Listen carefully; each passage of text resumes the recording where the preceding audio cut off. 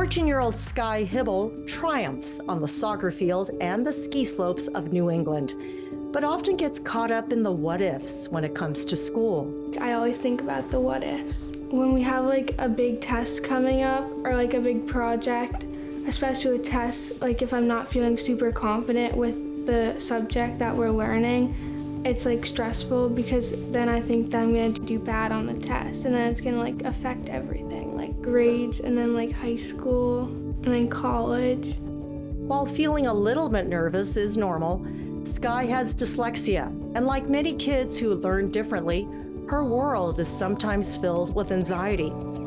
Sky was officially diagnosed with dyslexia in the 4th grade, but her mother, Tracy, recognized the symptoms much earlier. I think even going into kindergarten that she had dyslexia because our older daughter has dyslexia, and even in preschool when Sky started writing her letters, some of them were backwards. They usually weren't in a straight line, so they were kind of floating along the page. We had her evaluated going into kindergarten, but it was too soon to really say. At that point they thought it would be likely, but again, too early to say.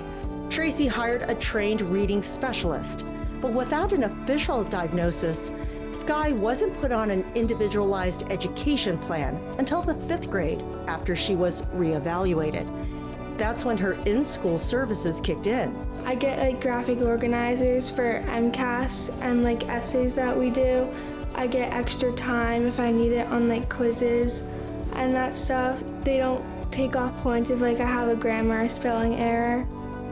I think they also make it so that I get like visuals.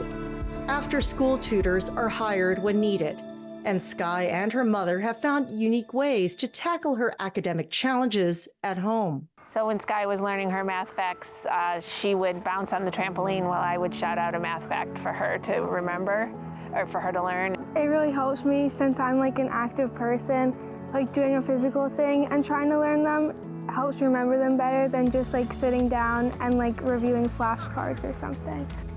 But then came middle school, and no matter how much time Sky spent preparing, the fear of failure ramped up. When things got like a lot harder then, and so I started noticing that I was getting more stressed about like assignments, like getting them done. Speaking in front of the class, long-term assignments and partner projects increased her anxiety and led to some difficult decisions. One of my friends is like really like good at school and she's like always gets like good grades. And so sometimes I'd have to like not be partners with her because she just goes so fast.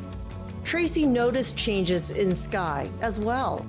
She began asking a lot of questions, saying no to activities she enjoyed, and spending a lot of time in her room, missing some special occasions.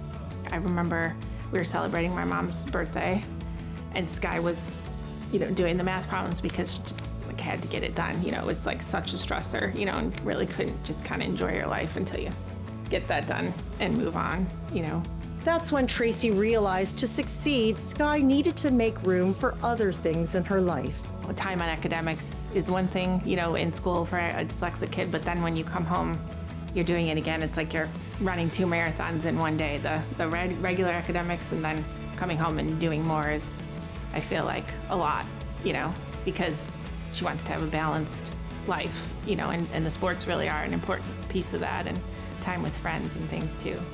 Being part of an active family, Sky started using the great outdoors to turn negative thoughts into positive energy. I usually like to go outside and play volleyball or soccer or something. And when she's in school and can't head outside, she practices a special breathing technique for anxiety. Where you breathe in for 4 seconds, you hold it for 4 seconds, and then you let it go for 4 seconds, and you just keep doing that, and that helps me stay calm and come back to what we're learning. As she heads into high school next year, Sky is working hard on maintaining a healthy balance in life. Her class schedule will be challenging, but was carefully chosen to manage the stress. Tracy says she's proud of her daughter's success and hopes she becomes as confident in the classroom as she is on the soccer field or ski slopes. I think she's a great student. I think she's super bright, but I don't know that she always sees that in herself, depending on whatever it is they're doing in school. But I hope that she sees that because, it's definitely there, and I think the people around her see it. For a world of difference, I'm Mabel Jong.